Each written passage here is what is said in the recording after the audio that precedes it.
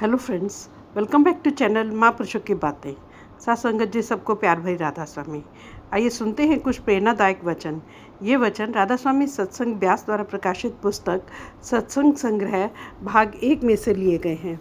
इस पुस्तक के पृष्ठ संख्या 195 में हजूर महाराज चरण सिंह जी फरमाते हैं, जिस महात्मा को हमने कभी देखा ही नहीं, जिस महात्मा की हमें शक्ल का पता नहीं, रंग रूप का पता नहीं, उस महात्मा से हमारा प्यार किस तरह हो सकता है।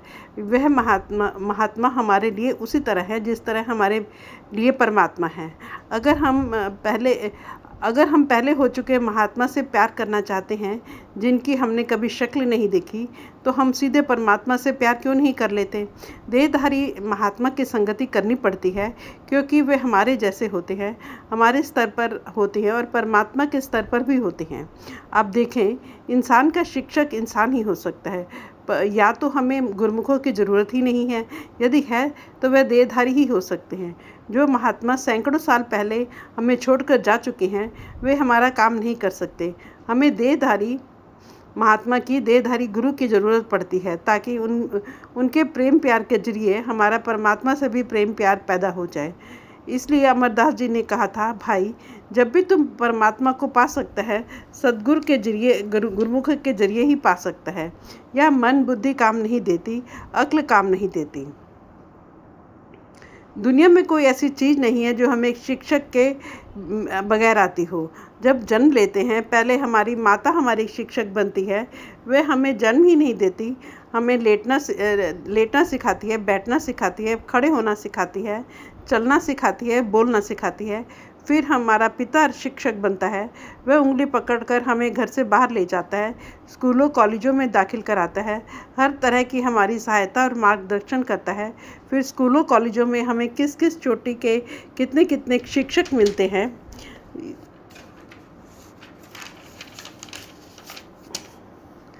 डॉक्टर मिलते हैं, बड़े बड़े विद्वान मिलते हैं, तब कहीं हम दुनिया में अपने पैरों पर खड़े होने के काबिल बनते हैं। रूहानियत का मसला तो और भी उलझा हुआ है। गुरुमुखों की संगति और सोहबत के बिना हमें अंदर एक कदम भी चलना मुश्किल हो जाता है। कोई ऐसा महात्मा मिल जाए जिसको सहज अवस्था प्राप्त हुई हो और मालिक की ओर से सुखों का दाता बनकर आया हो, वह हमें मालिक की भक्ति करने का तरीका बता दे, साधन बता दे, फिर ही हम मालिक की भक्ति में कामयाब हो सकते हैं। इसलिए बाड़ी में कई जगह अपना गुरु आता है। जो कुछ हमारा काज बनेगा, हमारे अपने गुरु के द्वारा ही बनेगा। इसलिए स्वामी जी महाराज कहते हैं, सद्गुरु कहे करो तुम सोई, कि अगर तुम परमात्मा से मिलना चाहते हो तो तुम्हें किसी गुरुमुख की खोज करनी पड़ेगी, साधु संत महात्मा की खोज करनी पड़ेगी। वह तुमको बताएगा कि इस रचना में से किस तरह तुम्हारा मोह और प्यार निकल सकता है और उस परमात्मा से किस तरह मोह और प्यार पैदा हो सकता है।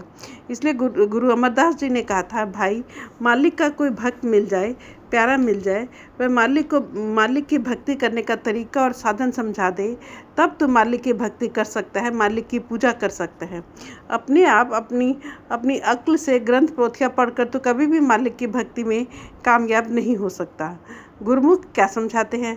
वे सबसे पहले ये बताते हैं कि जिस परमात्मा से आप मिलना चाहते हैं, वह आपको कहीं बाहर नहीं मिलेगा।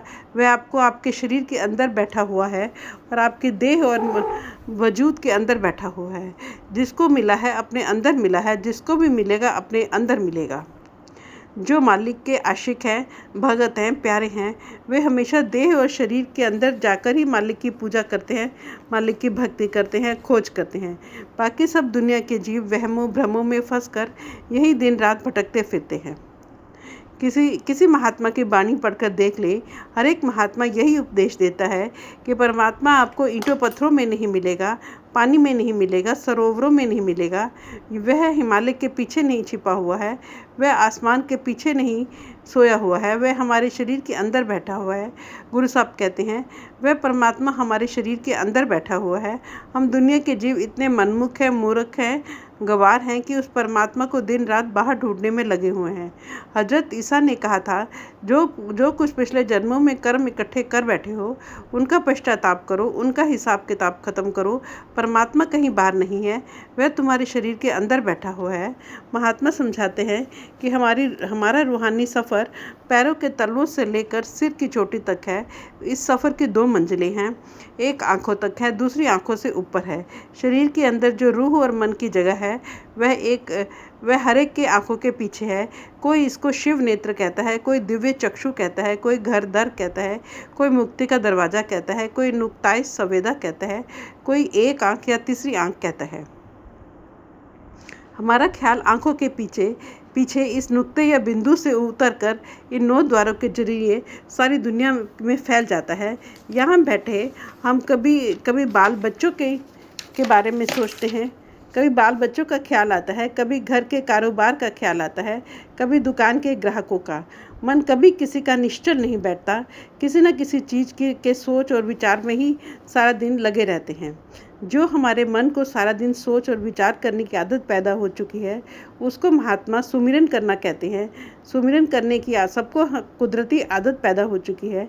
कितनी अंधेरी कोठरियों के अंदर बैठ जाएं, हम वहाँ नहीं होंगे, हमारा मन सारी दुनिया के अंदर फैला हुआ होगा। जिसका भी हम सुमिरन करते हैं, उसकी शक्ल भी आँखों के आगे आ जाती है। अगर बेटे बेटियों का सुमिरन करते हैं, बेटे बेटियों की शक्लें आँखों के आगे आ जाएंगी।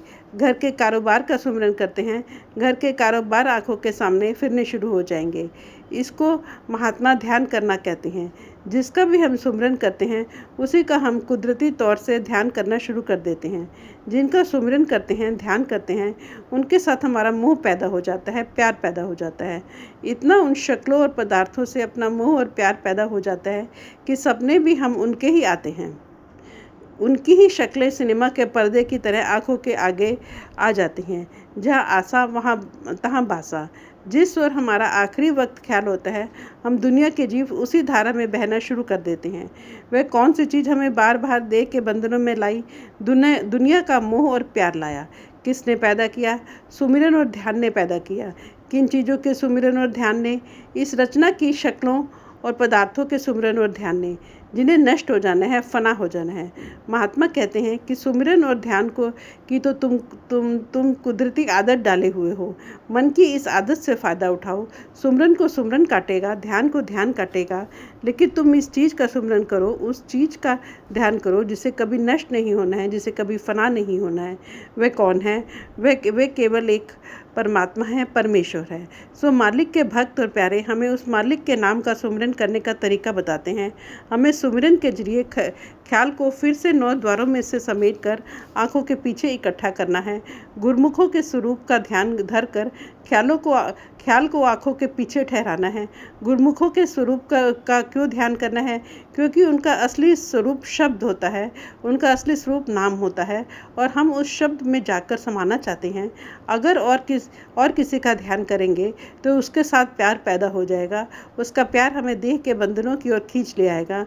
गुरुमुखों को वापस जाकर सतनाम के समुद्र में समा जाना है। उनका प्यार हमें साथ ले जाकर सतनाम के समुद्र में समा जाता है। फ्रेंड्स, अपनी इस वीडियो को आज हम यहीं समाप्त करते हैं। अगले वीडियो में आगे बढ़ेंगे। Thank you.